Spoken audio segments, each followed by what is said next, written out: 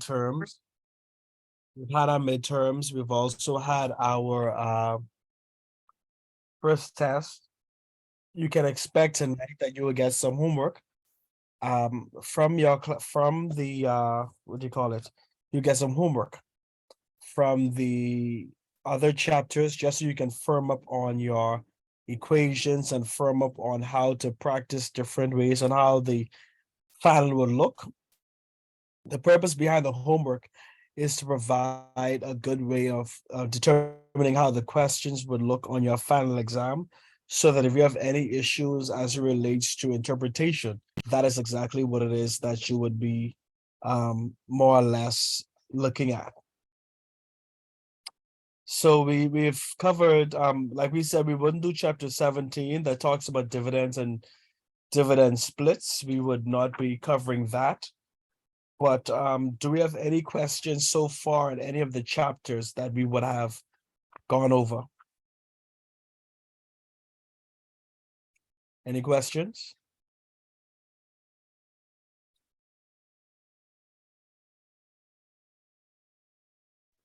No, all good.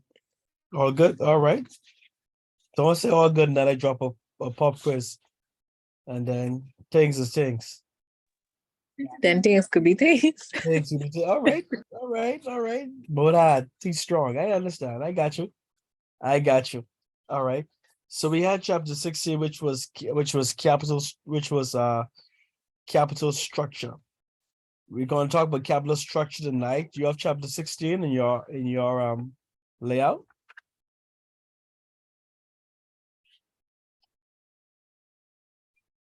Capital structure. Under capital structure, we're talking about explaining why borrowing rates are different based on ability to repay loans, demonstrating the benefits of borrowing, calculate the break-even EBIT for different capital structures, explain the appropriate borrowing structure under the pecking order hypothesis, and develop the arguments for the optimal capital structure in a world of no taxes and no bankruptcy, and in a world of corporate taxes with no bankruptcy costs. Okay, so we just quickly go over that and then discuss. So we're in chapter 16. Companies raise funds for growth in debt and equity markets. And of course, we understand that the equity markets are where shares are traded, and the debt market is where bonds are traded. Okay, so investors have different risk preferences, and companies have varying risk profiles. The cost that a firm pays for its debt and the rate of return that investors demand to purchase equity in a firm depends largely on the firm's debt rating and its beta or systematic risk measure. When you hear systematic risk, what does that tell you? What is systematic risk?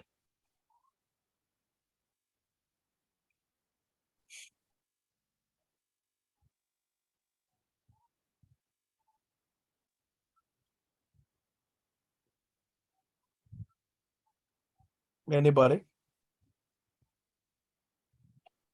The phrasing we used was that where did I put that? Okay.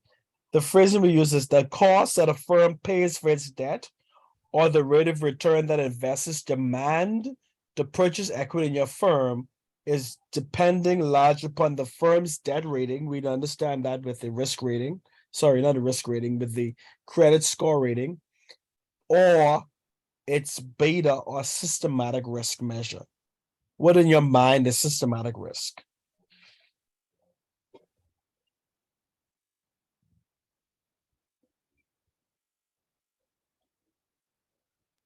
I mean, for me, I think systematic risk is like risk that you have to adopt when you're getting into that kind of market. Continue. I'm not sure. Okay, so what they're saying is that how much your company pays for the loan that they're getting. Sorry, how much the company pays for its debt, meaning what they are purchasing, or how much people who are buying shares in a company will charge is based on systematic risk. That means how good the economy is, or systematic meaning, if not the full economy, the sector or the industry that your business is in and its viability in a bigger economy, that determines what people are willing to pay for your shares, or what they're willing to demand for the return on their shares. So if you are a high risk company, persons would expect to get a higher return because they're taking a bigger bet on you. Make sense? In the same way, if you are considered a risky company and you're borrowing from a firm, that also means then that the cost of you borrowing would be higher, because they may say your ability to repay, because of the height of the riskiness of your company, may cause that to be an issue.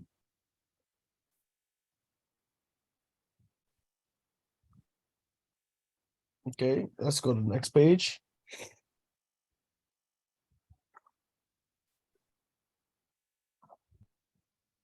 Let's talk about the pecking order hypothesis. The pecking order hypothesis. PECKING hypothesis. The pecking order hypothesis is based on the notion that firms have a preferred order of raising capital.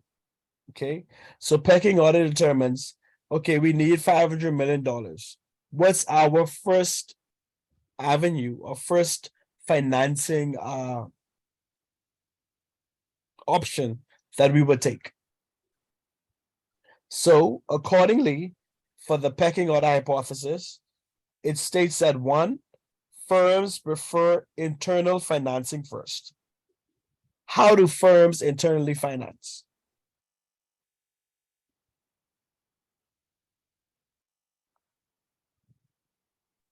They can give shares to their staff or workers, or offer shares to the executive management to purchase first. And what do they use to do that? Or how do they no? How do this? Not even giving shares. How would they finance future growth first internally?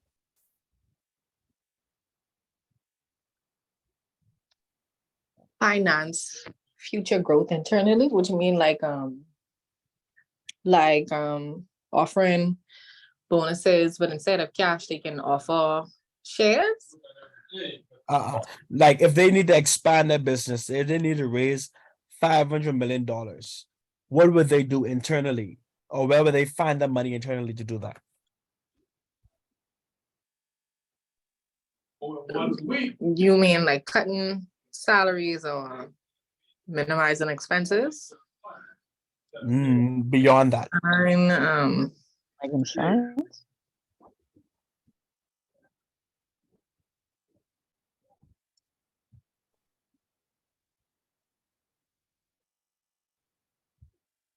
we would call that return earnings. Remember, with return earnings, this is when they don't pay out shares, but they hold money back to finance growth or finance expenses within the company. So one, firms prefer retail. Why would they prefer return earnings?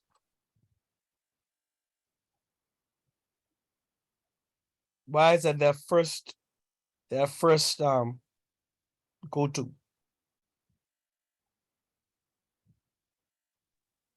Because they wouldn't lose anything, like ownership in their company, if they were to offer shares or having to pay more interest expense if they were to give out bonds. Right. So they aren't paying for their own money. You see? So they would prefer that. Now, if they want to keep their return earnings, or if they don't have sufficient return earnings to do what they need to do, they would, so just like you, before you go to bank for a loan, you'd rather use your own money, right? Because you don't have to pay interest on that. If external financing is required, firms will choose to issue the safest or cheapest security first, starting with debt financing and using equity as a last resort. Do you agree that equity financing is more expensive than debt financing, and why? Rashay, I haven't heard you yet. Hmm? So let's try it again. We say, why do you think that equity financing is considered the last resort, which is not the safest or the cheapest? Why would they choose? Why would they say, okay, we'll go debt financing first as opposed to equity financing?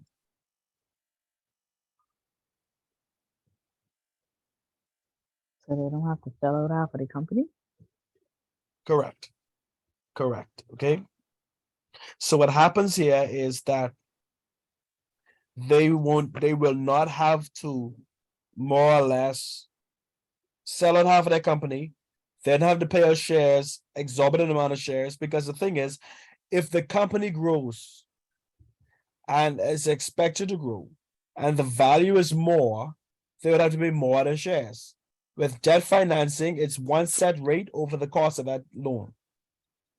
So no matter how good your business does, you don't have to pay anything extra. Okay. So let's go on.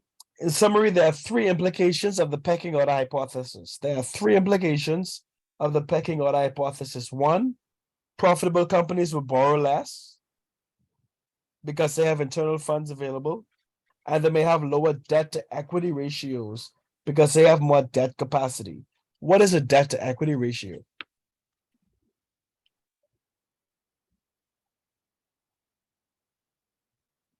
When we say debt to equity ratio, what do we mean? How They're much not- more depth? Oh, you could go ahead, Rashay. Yeah, I was saying whether or not if it's better to do that or do the shares. Not particularly.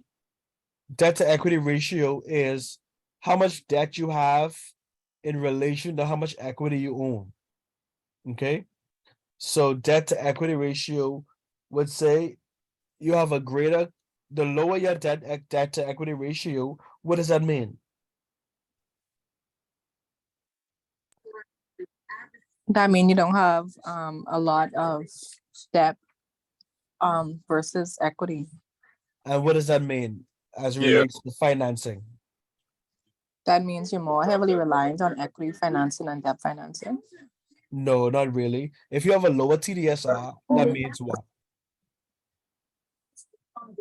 What TDS, total debt service ratio? Correct. That's your debt to equity ratio, TDSR. But what does that mean to the client? In banking terms, Right. total debt service ratio is in comparison to how much of your income is going toward paying your debt. Right. And a So- lower one means what? Means that you don't have that much debt to pay off, so you should have more than enough income to facilitate what you need to do. But beyond that, that means what? In terms of borrowing.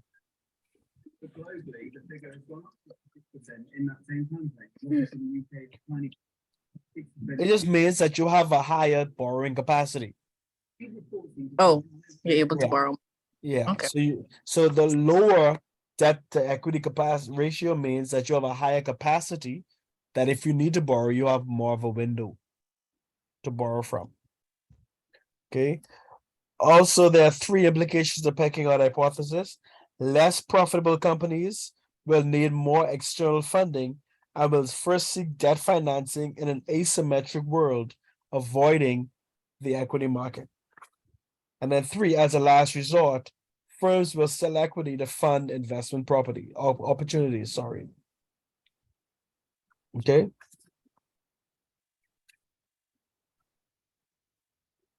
We won't have a long class today, just so you would know.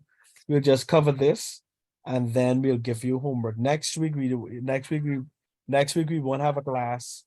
We'll have a class the week after that as we get ready for our final exam. Okay. Just so you would know, we don't have a class next week, Monday, but you will have work. Just so you know. All right. So, what would capital structure look like in a world of corporate taxes and no bankruptcy? Um,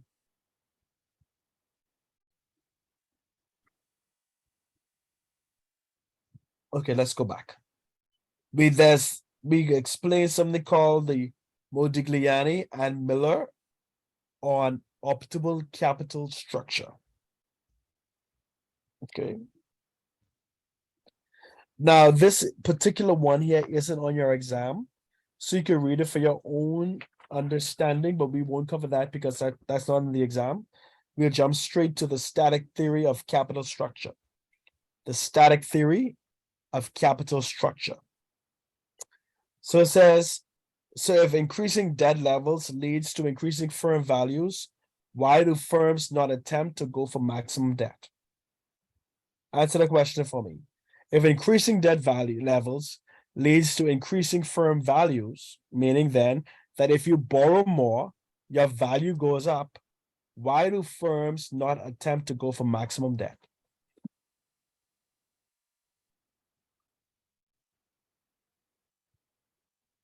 The company run out of money. Not really. If increasing debt levels lead to increasing firm value, why do firms not attempt to go for maximum debt? Or when I say maximum debt, I'm talking about you are at the limit as relates to your TDSR. If your value increases, why won't you go that route?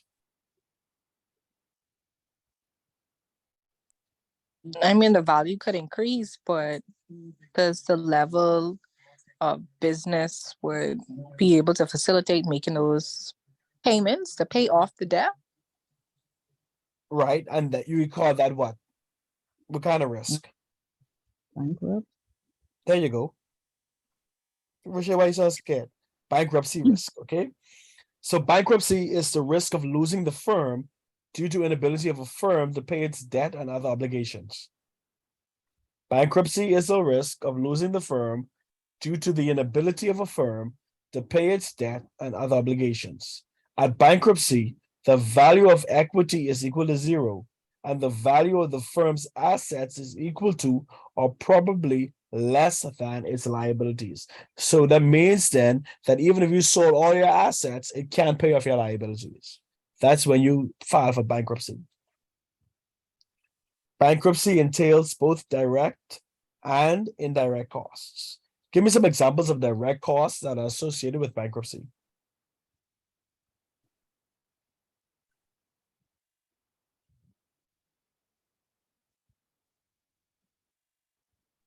Usually, I know firms to go bankrupt. There's always a court case, so Right, so they have the court to settle expenses, in that. Court legal expenses. fees and administrative fees, Mhm. correct?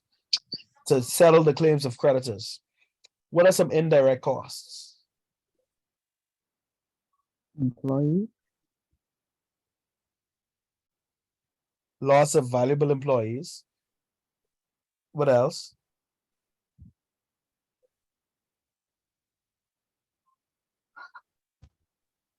You use business credibility. Correct. What else?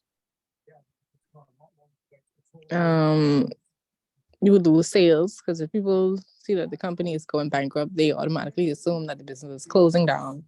So to even assist with paying those fees, or paying what you owe to your creditors, you would be losing sales because persons wouldn't be buying anymore. What's the proper name for the risk when you lose that consumer confidence? I know, give a hint. R. R. Mhm. Or You're known by a what? What people, Reputation. right? Mm. So your reputational risk, right? Reputational risk. Reputational risk, okay? And then, of course, loss of profitable opportunities while you're going through bankruptcy, because forever, however long you're going through bankruptcy, because it's a court case and it's a trial, you can't take on any other opportunities. So you have the indirect cost or this opportunity cost of these lost opportunities. Okay.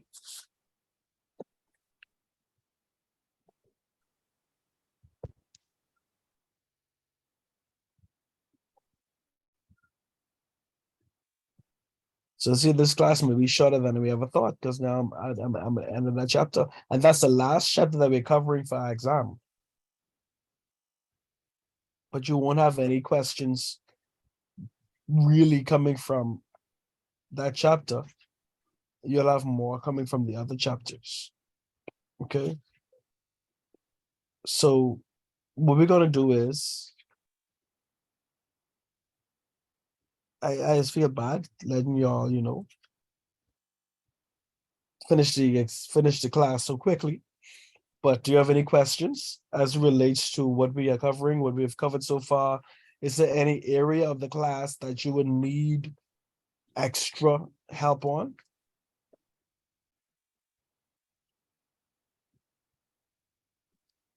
Just which particular topics would the calculation questions be from? Or the final exam is comprehensive, so it could come from any of those chapters. Okay. Now, how And do I it's gonna know be that? Go ahead. virtual. It's gonna be virtual as well. It's gonna be virtual. That is correct. That is correct. Unless you bring a laptop and you sit in class and take the exam. Okay. It's gonna be virtual, but you have several homework assignments that you'll be completing over the next week or so, or 2 weeks.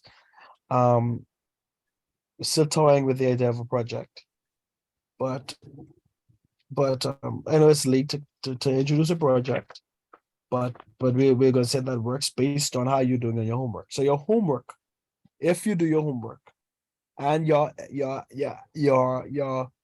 what do you call it? Your grading on your homework will determine where, not where, but will determine if you are doing a project. Okay. Is there anywhere, Rashay, any other topic you need us to go over? I'll probably go bond, but I'll probably have to understand that myself. Bonds, yeah. So I'll give you a week to read over bonds, and we'll go extensively into bonds next week. In class. No, week after next, sorry. Week after next, we'll go extensively into bonds in class because next week we won't be physically in class. We'll be we won't be virtual, but you'll use that time to study, and you'll have homework assignments to complete for that time. Okay. Okay. All right. But bonds definitely we'll have that because we want you to understand. But just so you know, um that is on the exam. So you'd want to pay keen attention to that. Okay. Mm-hmm. Okay. You sure you're good? You all right? Yeah. You sure. You're sure. Patty, you good? Yeah, once I read over some of the chapters again, I should be fine. What chapters would you need help on?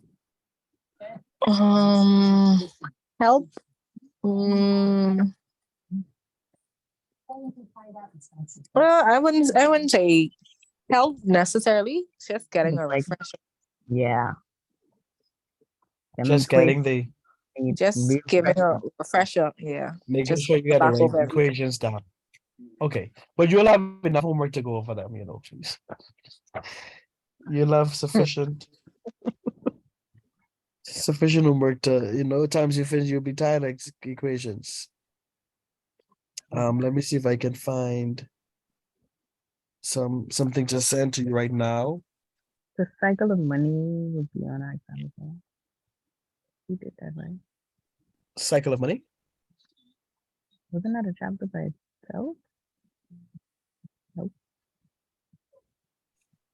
Let me drop some questions on you right now. Let me see if y'all could answer these. Do.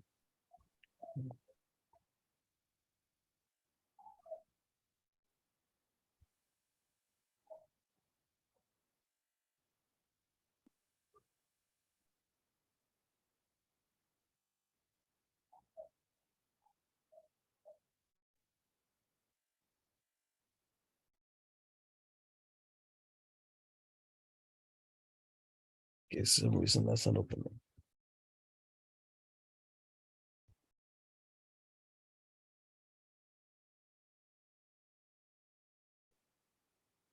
Okay, that's not opening.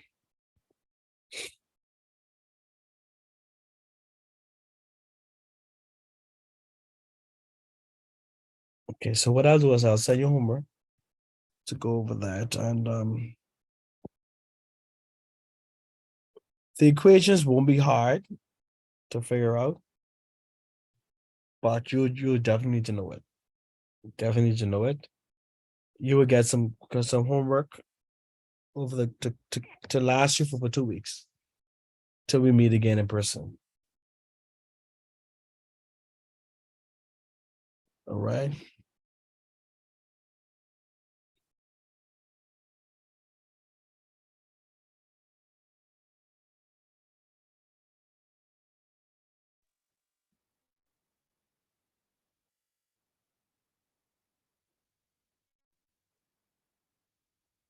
Okay, so if we have no more questions, keep a lookout on your LinkedIn, not LinkedIn, sorry, your Moodle. And I will let you know exactly when we send you what do you call it? I will let you know when we send you the homeworks so that you will have a keen understanding. If you have any questions on the homework, when we send it, please let me know so that you can get it. You can get those questions answered. Okay. Okay.